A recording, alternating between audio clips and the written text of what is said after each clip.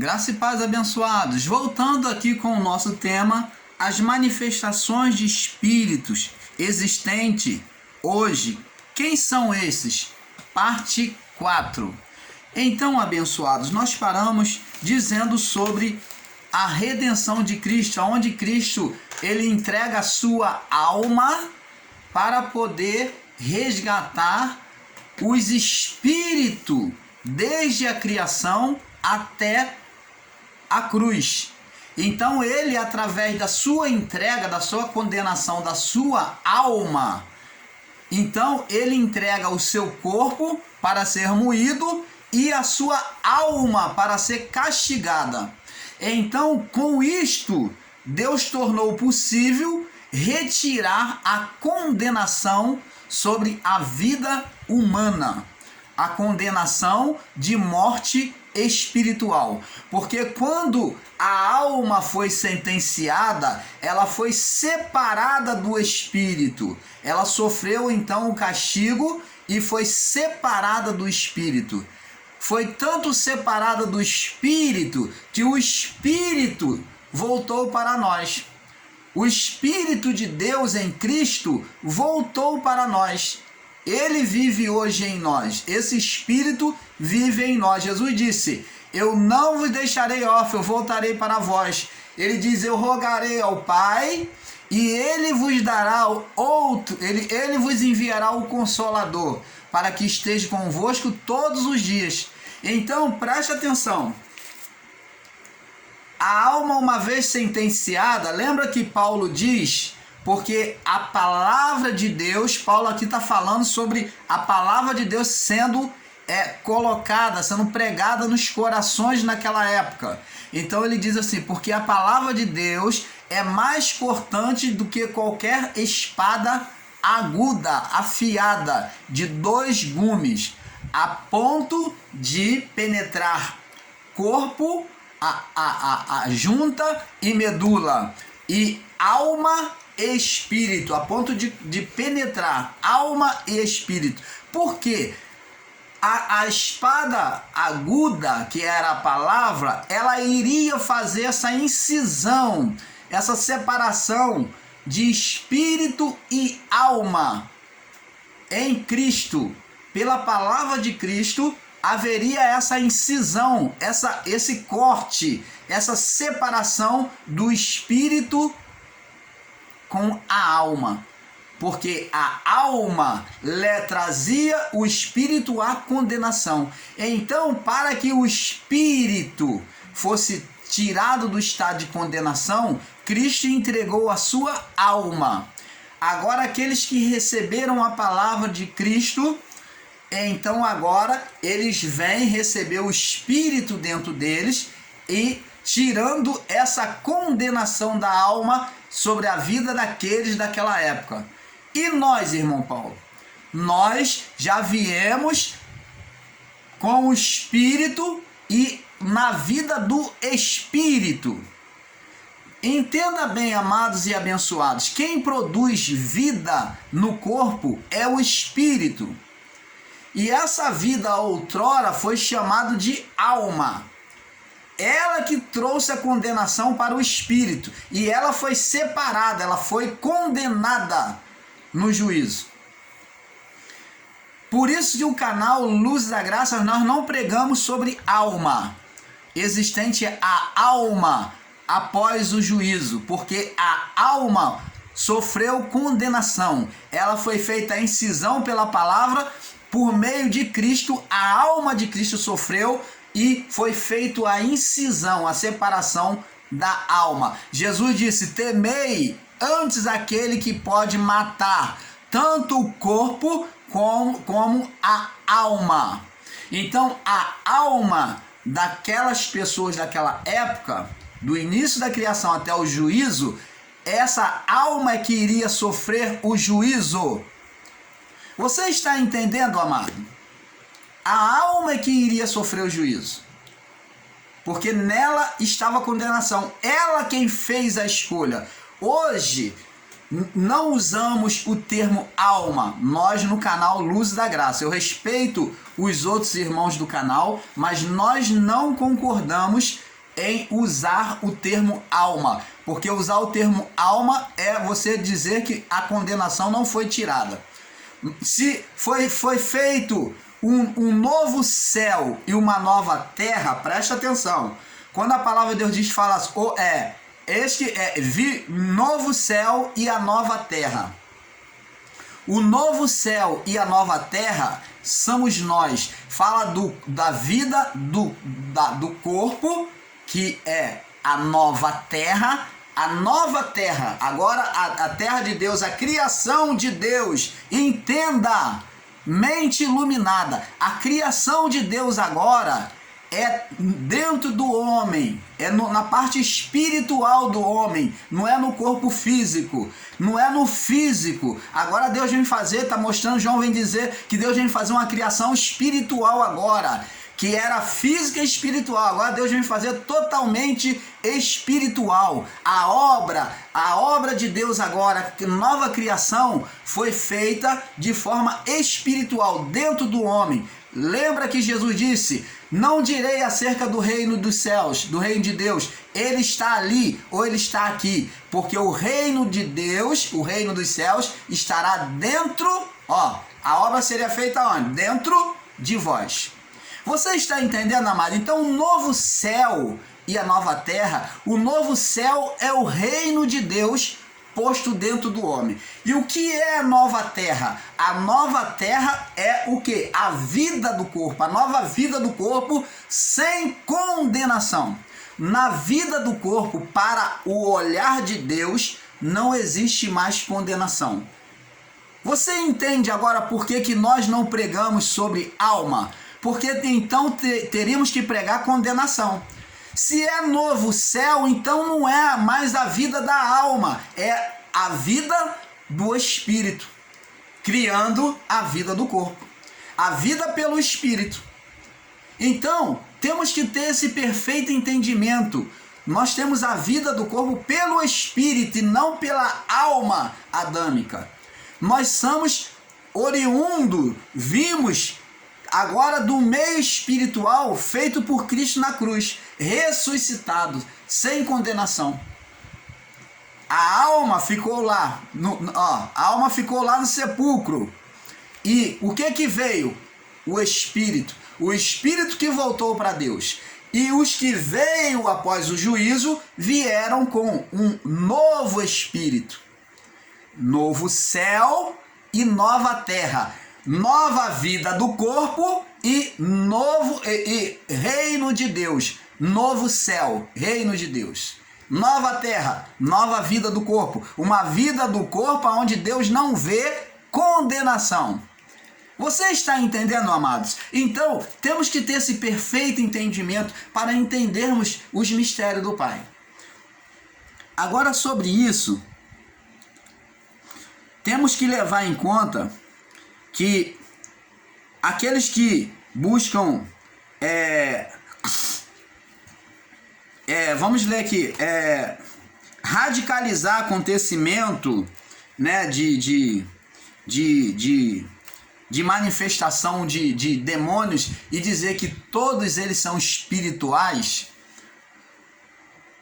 toda manifestação de doença, aliás, me perdoe, a pessoa dizer que toda enfermidade na vida do corpo ou no corpo físico é oriundo de possessão espiritual ou atuação espiritual, isso é ser ignorante. Existe no sistema religioso, principalmente o evangélico, que generaliza dizendo que todas as doenças que são oriundos de atuações espirituais ou possessividade. E isto não é verdade. Sabemos que no passado, como nós já mostramos, a mulher que andava encurvada 18 anos era da fé.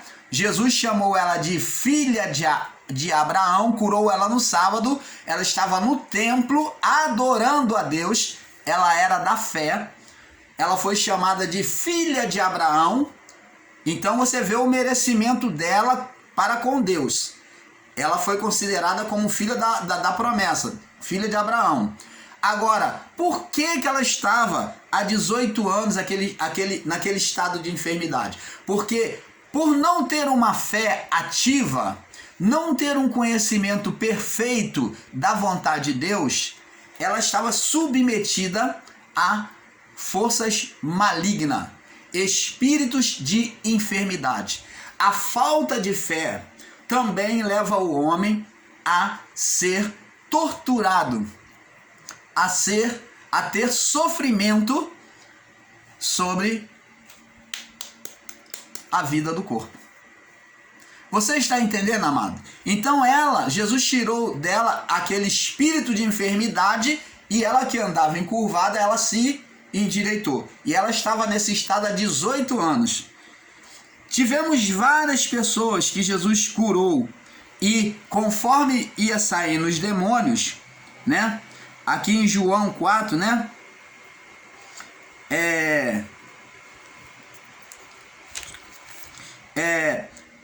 Lucas 13, do 10 ao 13, né? A mulher que andava encurvada.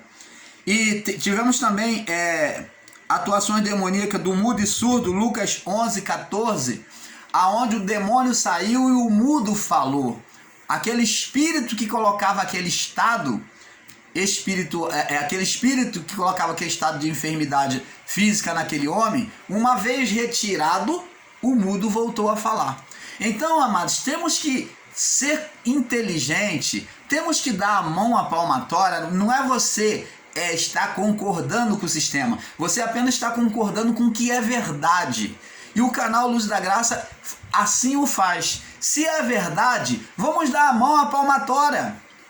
Vamos considerar a verdade. Agora, se não é, vamos refutar.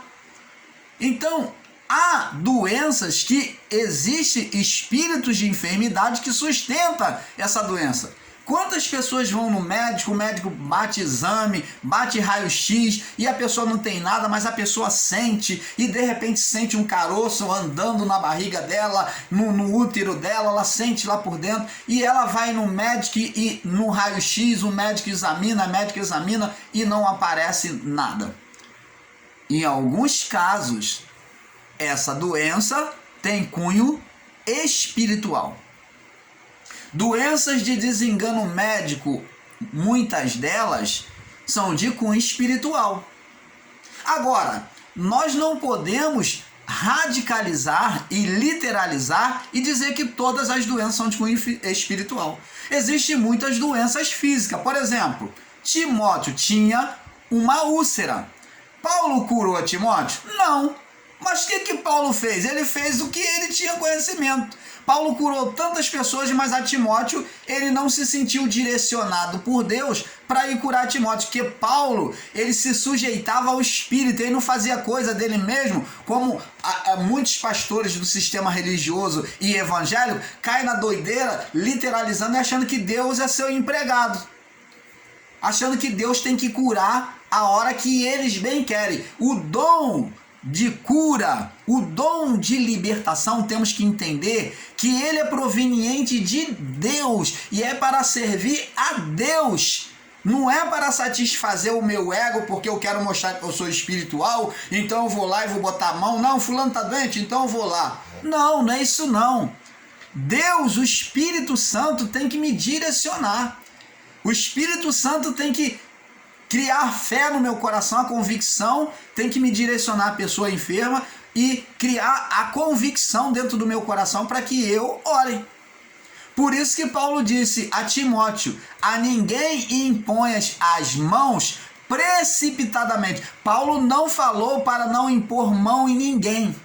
Ele não fez proibição jamais de impor mão para orar para a cura de ninguém. Mas ele disse para não impor as mãos de maneira precipitada, para não se tornar cúmplice do seu pecado. Do pecado de quem? Daquelas pessoas que não queriam compromisso com Deus e estavam escravizadas por forças malignas, sentenciando elas àquele estado de enfermidade. Então Paulo estava dizendo em outras palavras, não bota a mão, não cura não, porque você vai fazer em vão, essa pessoa não quer compromisso com Deus, você vai se tornar cúmplice do pecado dela. Você está entendendo, amado? Então, não podemos literalizar e dizer que Paulo disse para não impor a mão. Eu, particularmente, eu e o irmão Paulo, se sentir a necessidade, se eu ver, se tiver a necessidade de impor as mãos, eu imponho. Não me importa o pensamento daqueles em graça que discordam de impor as mãos, mas eu creio na imposição de mãos. Deus deu poder aos discípulos de fazerem isto no passado. E esse poder agora que está em nós, e o Espírito não estava nem neles, o Espírito foi soprado depois que eles receberam o batismo. Hoje o Espírito em nós, com essa palavra poderosa e cheia de iluminação, por que eu não vou impor as mãos sobre o enfermo? Por que eu não vou impor as mãos sobre o endemoniado para libertá-lo em nome de Jesus? A nossa fé, amados e abençoados, ela deve ser exercitada. Deus não nos chamou para a graça para estar prostrado, só apenas falando. Como Paulo diz, olha, eu não vos venho falar com palavra persuasiva. Porque que adianta eu estar aqui falando, ensinando, se não demonstrar o poder de Deus? Então temos que demonstrar o poder de Deus. Temos que demonstrar o poder de Deus. Entendeu? O poder tem que ser manifesto. Tem que ser manifesto. Existem hoje pessoas ainda endemoniadas, atormentadas por espíritos imundos? Sim. E o que nós temos que fazer? Pregar o evangelho para ela, a claridade da palavra, e se ela se converter, se ela receber a palavra, devemos lançar a bênção sobre ela, como lemos lá no vídeo anterior, mais abaixo. Devemos lançar a nossa paz sobre ela. Aí sim, abençoar. Sobre essa, nós podemos impor as mãos. Podemos repreender os espíritos do engano, no entendimento. Devemos repreender os espíritos atuantes na vida do corpo. Sim, devemos sim. Não devemos apenas ficar na palavra de profecia somente. Deus te abençoe. Deus é contigo. Não adianta isso. Devemos agora, mais do que nunca, amados e abençoados, mostrar a nossa fé. Porque a fé sem obra, ela é morta. Isso quer dizer não obra meritória, mas está dizendo da fé, do exercício da fé. Imagine-se quando Deus pediu a Abraão, a Isaac, se Abraão ficasse assim, Senhor, eu creio, só isso. Abraão foi lá, obedeceu a Deus, ele se sujeitou à palavra e praticou a palavra. Ele subiu para entregar o seu filho, Isaac. Então a obra, a prática da fé tem que vir acompanhado. E com ela nós iremos combater o engano, mostraremos por meio da fé, de uma palavra genuína, que a verdade de Cristo está em nós. Isso não negligencia os ensinos em graça. Pregar cura sobre o enfermo, pregar expulsão de espíritos de enfermidade, de demônios, isso não nos faz inferior e nem igual ao sistema religioso. Porque se você nega isso, você está negando o reino de Deus dentro de você. Porque se Jesus que tinha o reino dentro dele, e ele passava sobre a vida das pessoas, ele curava, ele libertava, ele pregava a palavra, ele demonstrava amor. Se nós que somos sal e luz, como ele disse para os discípulos, vós sois o sal da terra, vós sois a luz do mundo. Se nós que somos a luz formos ficar escondidos debaixo da cama, como é que nós vamos iluminar o ambiente? Se nós que somos salvos vamos ser insípidos, sem sabor, como é que nós vamos temperar, dar vida, preservar? A essência do sal é preservação da vida das pessoas. Preservar de quê? Das sentenças espirituais. Hoje, o juízo, meu irmão, entenda, para você que está em graça, o juízo sempre existiu. Agora, teve um segundo juízo. Tiveram, aliás, vários juízos, mas o juízo a partir do pecado de Adão, ele passou a existir na vida do corpo do homem. Esse juízo nos acompanha até hoje. É a transformação de quê? Do pó em serpente. Aonde, quando se despreza a palavra, Jesus, quando mandou os discípulos evangelizar, ele disse, ó, na casa em que vocês entrarem e não o receber, sacode o pó. Sacudir o pó é o quê? É sentenciar um juízo sobre a vida do corpo daquelas pessoas. Sacode o pó. Mas se receber vocês e aceitarem, desça sobre ela a minha paz, a vossa paz. Então, o pó, que é a vida do corpo, ó, a carne, produz espíritos malignos, produz juízo contra o homem que não se sujeita a Deus. Foi assim com Adão a partir do pecado e sempre será enquanto existir o homem. Esse juízo sempre existirá. O juízo final foi para a consumação dos séculos. Foi o juízo da vida do corpo sobre o povo do período das trevas. Esse foi um outro juízo. Então, amados, temos que ter esse entendimento. Nós carregamos esse juízo. Você quer provar? Eu faço um desafio a você que não crê. Você que vai contra os ensinos do irmão Paulo agora. Olha, viva na carnalidade para você ver. E olhe para a sua vida, o estado financeiro, o estado emocional, o estado familiar. Olhe para a sua vida, olhe para o seu estado físico. Você vai ver o que vai se emaranhando na sua vida. Aí você vai dizer, isso foi praga que você rogou. Não, isso é juízo da vida do corpo.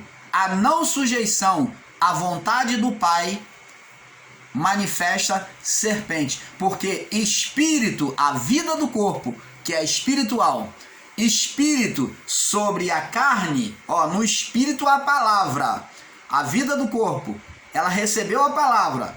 Sobre a carne, quando... ó, o espírito se sujeita à carne, a vara cai sobre a vida da carne, então vai produzir demônios. Vai produzir espíritos malignos.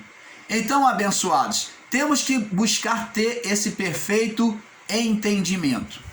Vamos passar para o próximo vídeo, para a parte 5, porque é um pouco aqui, um pouco ali. Fique na paz.